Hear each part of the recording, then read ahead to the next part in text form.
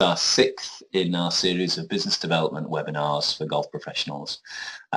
We're here today to talk primarily about helping you with your marketing and helping you with your written marketing, and specifically with a link to email templates. And I know that if you've signed up for our series of work, then you will have received some email templates. And then today's webinar will help you understand that, make sense of that, and improve your email marketing, whilst also giving you some knowledge that you can use to help you make good career decisions, but also to help you improve your coaching by understanding motivation at a deeper level.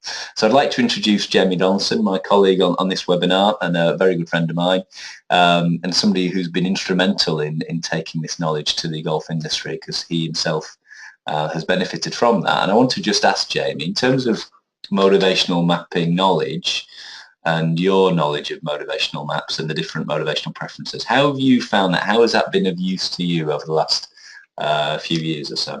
Well, firstly, writing the email that had to go out as part of my campaign was always a stumbling point, because I'd sit down and I'd want to go straight in with the information about what's happening, where it's going to happen, and potentially the financial aspect, but that was about it. And the emails looked fairly weak and there was no substance to them. So for me, once I actually had my crib sheet of the 9 motivators, I would sit down and I would go through them one by one, and I'd attach a sentence which would relate directly to them.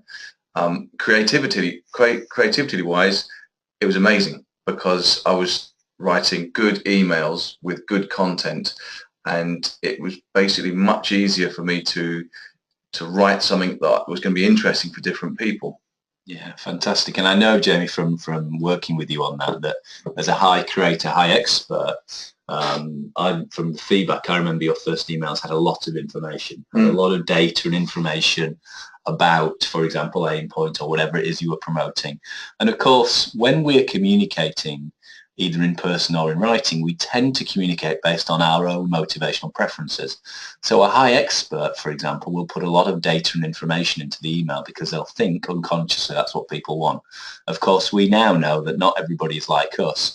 And what we want to do in our written and personal communication is, especially if we're communicating on email to a broad mass of people, we want to cover all of the different 9 motivational preferences. And of course, naturally, if, for example, for me, I'm quite a low defender, so I wouldn't naturally communicate on email about how that would improve stable, secure income streams or revenue streams. But of course, if that's what motivates 10% of your clientele, then you need to include that as a motivator.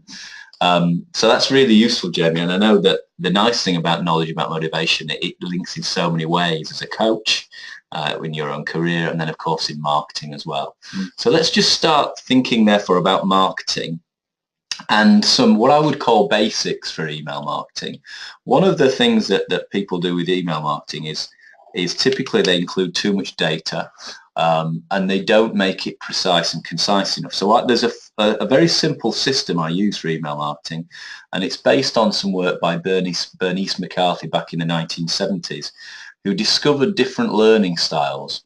And there's kind of a very simple method in that the first thing we need to have is a little bit of a little bit of detail. If it was an aim point session, there'd be a little bit of detail saying what the heading and about what the actual program was about, or what the actual day was about. Then the crucial thing is you get into the why quite quickly, and this is the benefits of that particular session, whether it be an aim point session, a short game clinic, whatever it might be. Then you get into into a little bit more detail of what would be included, emphasis on a little bit more detail. Then you get into how do people get involved, how do people book, and then you finish off with what we call a what if, which would be, so what if in the future you could, using aim point as an example, read greens easily and effortlessly? What would that do to your golfing scores? So just to summarize that, it's almost a 5-stage process: a little bit of what, then an emphasis on the why, which is the benefits. If you don't hit people hard enough with the benefits early, because people spend about 3 seconds looking at written content, if you've got to catch people with the why, otherwise people won't continue to read. Back onto a little bit of detail, how people can get involved, and then what if a future pace of What if in the future you were able to, for example? So that's going to provide a bit of structure, and you'll get a little bit of a template explaining that in more detail accompanying this webinar.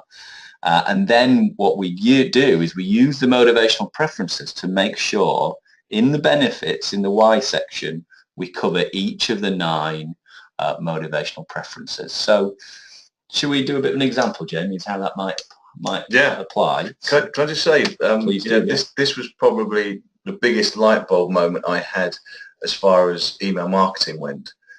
And once I understood the 9 motivators, even if I had an email from someone asking me about a class, if I knew their motivator, I would tailor my reply based upon that. Yeah. So this is the most exciting thing I think I've done as far as conversations with people and marketing goes, because also once I knew what someone was, I could then direct all my comments relating to that, but also future marketing. Yeah, absolutely. When you know what the profile or the preferences of your audience are, you can tailor your information to meet their needs.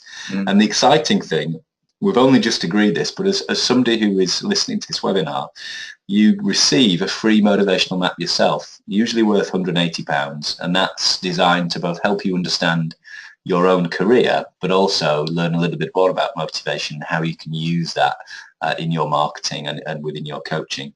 Let me give you an example of why that would be of use. The 2 golf courses that I've been a member of have both taken the move to get the golf professional more involved in the direct running of the club. Now, as a golf professional, if you're a high director and you want greater influence, then that would be a really good thing for you to take on board. It's something that would be a good move for you. However, if you are a low director and a high spirit and you want to be free to do your own thing in your own way and make your own decisions, it's probably not the right move for you. So it's just useful to understand what motivates, what your core drivers at work are, so that you can make good career decisions for you. Because sometimes opportunities come up which seem like they're the right thing, but actually aren't. And equally, sometimes the opportunities come up that really are the right thing, but we choose not to take that step for whatever reason. Let me give you another example of that. If you had a high defender profile, you wanted security, stability, and you wanted freedom, and they were almost in conflict, and a new opportunity came to set up something new, you might choose not to do it because it might scare you a little bit. But actually, with that profile, understanding of that profile, it would probably be a good thing for you to do, because let's face it, over time, you're never going to want less freedom. Freedom is only ever going to get stronger, whereas the need for security over time will diminish. So again, with a deeper understanding of your own motivational map profile, it can actually help you make some really good career decisions for yourself. And I'm very passionate about it, because the motivational maps was one of the things that helped me myself exit employment and now do what I currently do. But without getting into any more detail on that side, let's look specifically then at the different motivational preferences, and then we'll look at how you can use those in email marketing. So the defender seeks security, predictability and stability. The highest defender I ever mapped, he said, Bevis, it's not that I dislike change, it's that I want to know that any change will lead to longer term security and stability. There may be some financial motivation for the defender, but it won't be for material possessions or things, or to compete or to achieve. It will be to provide a secure, stable environment, might be linked to family, around providing that security. So it tends to be a low risk motivator. Now, knowing that in your marketing is pretty key, because we need to cover that as a driver. The friend seeks belonging, friendship, fulfilling relationships. Essentially, if they're going to buy something from you, they will buy from you. This is the person who comes to your golf lessons or your programs largely for social reasons. They're there because of you. And of course, if you're a high builder and a high spirit, you might be getting frustrated with them because you want them to be efficient with their time and get results. But of course, if you're doing that, you're mismatching their need for friendship. And of course, this again links to the marketing material that you put out into your emails. In a moment, we'll discuss how to summarize. We'll give an example of how to summarize each of the motivational preferences into an email. The star seeks recognition, respect, social esteem. This might be the young golfer who's wanting to achieve, wanting to be seen to be good, and really, really thrives on praise. So again, the star is easy to motivate if you spot it. And again, it's easy to actually include in email marketing. However, from experience doing this both in business and in the golf industry, the star is often one of those motivators that is poorly managed, because as people get older and more mature, the star motivator tends to become less prevalent. So sometimes when we're working with people who have that as a preference, we don't provide it, we don't give it. Achievement motivator, the director seeks power, influence and control of resources. It's the ambitious motivator to go up the ladder. Hence my comment with the golf industry and maybe the management within golf. The director would like that opportunity, whereas a high spirit who wants freedom, independence to do your own thing in your own way in your own time wouldn't necessarily respond well or want that extra control. The builder seeks money, material satisfaction, is competitive, is looking to achieve more than somebody else. So it's the competitive, it's the golfer, it's the Ian Poulter motivator on the golf course, trying to beat somebody else. Whereas if you're there are lots of other people who are in their own bubble, aren't really focused on what anybody else is doing. So again, interesting both from golf coaching, but again, how you phrase those emails to make sure that, because the builder's going to want to be there at a workshop to improve. It's about performance, about results, about winning. So the expert seeks knowledge, mastery, specialization. Experts are great because they just want to learn. They just want to know more. And therefore selling to experts is easy as long as you provide them with sufficient data and information. Interesting, we've got both myself and Jamie on the call. I'm quite a low expert. Jamie's quite a high expert. So interesting, we both have different I will kind of skim read the data, whereas the deeper knowledge Jamie will find really interesting. And it's, again, you don't want to mismatch people's needs, to satisfy their need for data without giving so much that we turn off all the other motivators. So you could say that some people just want to be able to do something and some people want to know how to do something, or the ins and outs. Correct. And that goes back to what I said right at the beginning, that Bernice McCarthy's found that a lot of people learn through why. They think that people will switch off if they don't know why they're reading the email, or they don't know why they're learning this technique. So we need to get the why covered first. It's like trying to teach somebody short game if they don't understand why it's of use. Yeah. And then we get the what. And the what is the detail. There's a link here. The expert wants the detail. They need to know the details.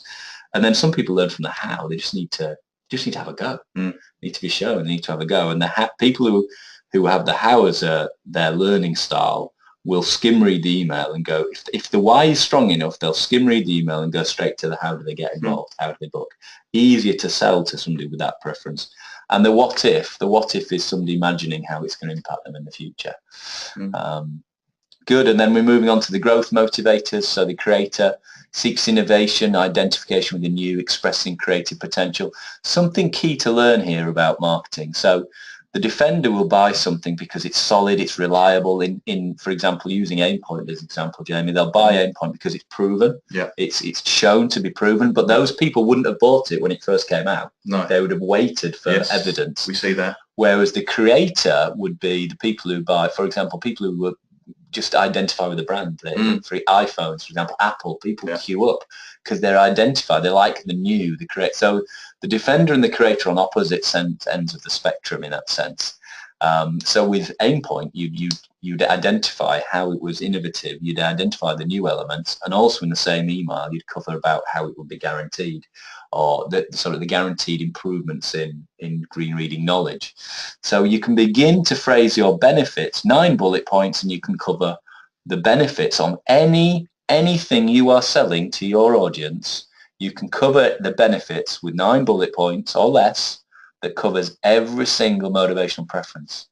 And the results, therefore, of your email marketing go through the roof, because all of a sudden you're communicating to everybody on your database in a way in which makes sense to them, rather than mismatching what people are interested in. Can I jump in? Please. I mean, if you think back to some of the emails you've written in the past, is there a potential for somebody to use their own motivators in their language when they're writing it? Oh, massively. And that could switch people off to them. Yeah. So if you were motivated purely financially, and your email was just all about how much money is involved, the for example, the searcher or the expert would just switch off. For absolutely, if we put that into golfing terms, and you're selling a session in short game in golf, and the whole email is focused on performance, improvements in performance, and yet 50% of your golfers aren't actually bothered about getting better. They're just going out to be with their friends and because it makes a difference to their quality of life. You're going to turn people off. Yeah. And actually, the builder searcher are opposite ends of the spectrum. Typically, you'll find a lot of people who are motivated by meaning and purpose and making a difference who are also not motivated by money, and vice versa. Yeah. So there are some conflicts in maps. The builder searcher, for example, the defender creator, and the director friend, almost sometimes opposite ends of the spectrum.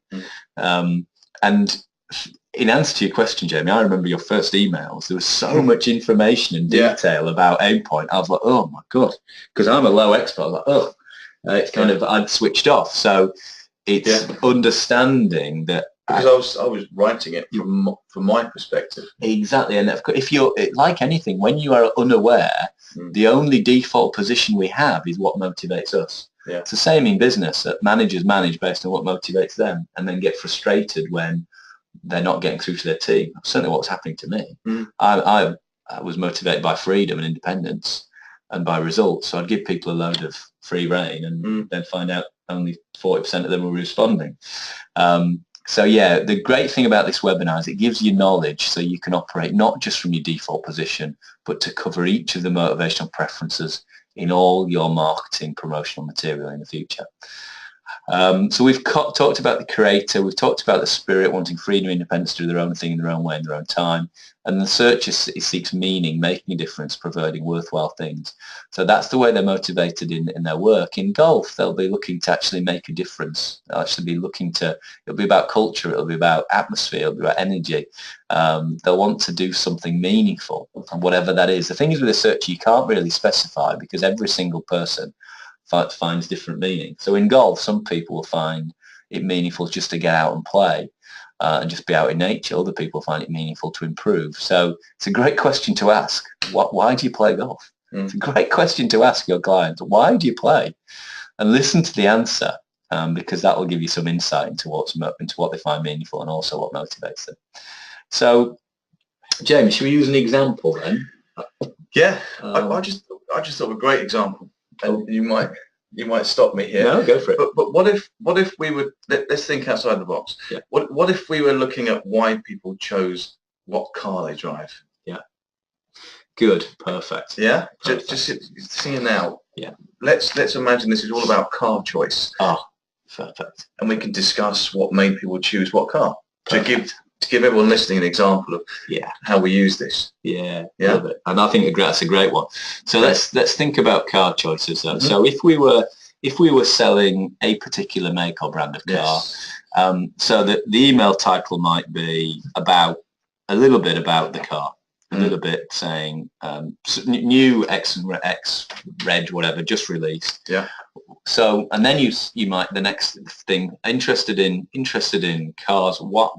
Why would you choose this brand of car? Well, for the defender, for example, would want a bullet point saying, did you know that this brand has been around for 120 years with guaranteed with the most reliable brand in whatever. Yeah. So it's about guaranteed reliability. So it's about the defender has an element of fear within it. Hasn't changed design too much. Yeah. They've stuck with a working formula, for example. Absolutely. So it would be about the defender would be this is a proven opportunity to work with a proven brand. Yeah. Right with the bullet point. Yeah. The second one, the friend. So come and meet our friendly sales team and to take the time to get to know us personally and understand why we're so passionate about the people's brand. Car. The family car. There you go. Yeah. There we go. So I love it. That might be the simple bullet point. Learn about the people's car. And maybe even pictures in the marketing of a family. Correct. Smiling family. Yeah. Yeah. Okay. And the beautiful thing about this is we're going to help you with email templates that cover this. Obviously, you've got to put your own detail in, but the templates will give you the opportunity to make sure the 9 bullets or the 7 bullets covers each of the preferences. And the thing is, sometimes you don't need 9 because in 7 or 6 or 7 you can cover all 9 preferences. Yes, I found that. I've written the email when I get to another one, I've realised I've already written it in there. Yeah. So it doesn't have to be 9 bullet points. No, exactly. It just has to cover somewhere in there. Yeah. I recommend about 6, and you can typically cover all of them. So the star. So the thing is, the star wants recognition. So this is the thing about. This would be the thing about the design, how it looks. Look at our stylish, sleek design. Chosen by stylish people. Correct. Yeah. So that would be a little bit about, again, the brand and how it looks in the eyes of others. Yes. And again, very easy to come up with a. If you think of golf, if you put it back to golf, very easy for people to get noticed by playing better golf, isn't it? Good. And then the achievement motivator, the director. So why would the director buy the car? Well, it would be first of all, it would be their choice. They would want to be in control, and they would want to be able to choose what is right for them. Like specs, perhaps. Absolutely. Specifications on the car, and they're in charge of the process. Yeah. So that's the ability for the director to be in control of the process and choose what's right for them. So maybe like the color schemes or the utilities on the car. Mix and match. You tell us what you want in there. Engine size, how it meets them, and the director might even be thinking about the resources. So the director would have a series of criteria that would need to be met. For example, it would need to be a certain engine size to fit in a certain tax bracket, that kind of thing. Good. So take control of the buying process. And actually, that would hit people, because a lot of people don't like being sold to. So it's about giving choice rather than being sold to. The builder seeks money, material satisfactions above average standard of living. So the builder will be motivated in 2 ways. And I've got a friend who's very much like this. He would want the best deal possible. The best deal possible. Or best apparent deal. Yeah. Whilst also looking good. This would be get our best deal possible. And it'd be about impressing other people with the best deal possible. The expert seeks knowledge, mastery, specialization. So it's about actually using all of the gadgets, the details. Yes. Choose the clever bits. Exactly. What's clever about the car? Yes. What does your car do differently than other people's? The computer, the online onboard system, onboard system. The creator would be easy because it'd be about all the new features. So, I mean, there's a classic example how what you write about the expert and the creator will both cover each other. Correct. So those straight away that would be covering both those style of motivator. Absolutely, and you might find the same with the director and the builder, giving people choice to get the right package and find the right financial package for them. And then the spirit wants to, again, links here about choice. The spirit wants choice, wants to feel like they're making their own decisions. So there would be a bullet point around choice, getting the right choice of features and packages, which for you, and with something for the builder, with an offer, some kind of financial incentive. And then finally, the searcher seeks meaning to make a difference, provide worthwhile things. This might be about the emissions. Yes. About the emissions, about it's the hybrid engine. Yeah. Well, you've earned this car. This car suits you. Yeah, and it's the option for a lower emissions car. Yes. If that's what the individual finds meaningful. Yeah. So within a very short period of time, and again, this will make a lot of sense when we receive an email template with an example. I know Jamie's already done one for Aimpoint, so you may already receive a template for that, which gives you an example of how in 5, 6 or 7 bullets, you can cover the benefits under the why section, which covers each of the motivational preferences for each person. Any questions on that, Jay? Anything that you can see from a golf pro perspective that they'd want to know or cover about that? No, but I think when you look at email marketing and you're looking to provide regular content, you can swap it around using this. I mean, it's so much more than just one email that hits all the motivators. It's everyone's looking for content. Everyone's looking for regularity. And when you do this, you might write 3 or 4 things that relate to one person. So you're actually creating a bit of a crib sheet for your next email as well. Absolutely. There's not going to be one phrase that suits one person. That's it. No. It is. I think, and is that the way you've used it almost? This is a crib sheet that totally. when you're producing email marketing content, you want to make sure you've covered each of the 9 preferences. Yeah, totally. I mean, and you know, this was my light bulb moment. Fantastic. This, and you know, before it was I can write good emails, I can't write good emails, and as soon as I had this, I was writing good emails every time. Good, wonderful. So, and linking this back to what we said at the start, a heading with a little bit of detail, then the benefits of whatever you're offering before you get into any more detail, using the 9 preferences that Jamie just said, a little bit more detail, and then at the end of the email, how can you get involved? This is the detail, when the session is, how much it costs, etc. And then the final sentence be, so what if in the future you found that you could easily and effortlessly know which way any particular put broke, for example, if it was an aim point session, or whatever the benefits are to the client in the future, just as a finishing closing sentence. So I hope that's been really useful. Before we kind of finish and wrap up this webinar, I just want to talk a little bit more about how you can use this as a coach. Remember that you're going to get the opportunity to complete a free motivational map yourself as part of this program. So please do drop us an email, and we will make sure we get that out to you if you haven't already completed it. But I just want to talk very, very briefly on how you can use this as a coach, because hopefully you can begin to see that if you pick up that somebody's motivated as a high friend, then you would teach them or coach them very differently to somebody who's motivated as a high builder, who's motivated by achievement. And again, if you've got, and I think of a couple of friends of mine who are golf pros, and of course, in the same way that we have a default style as a marketeer or as somebody who writes emails, we often have a default coaching style. Mm-hmm.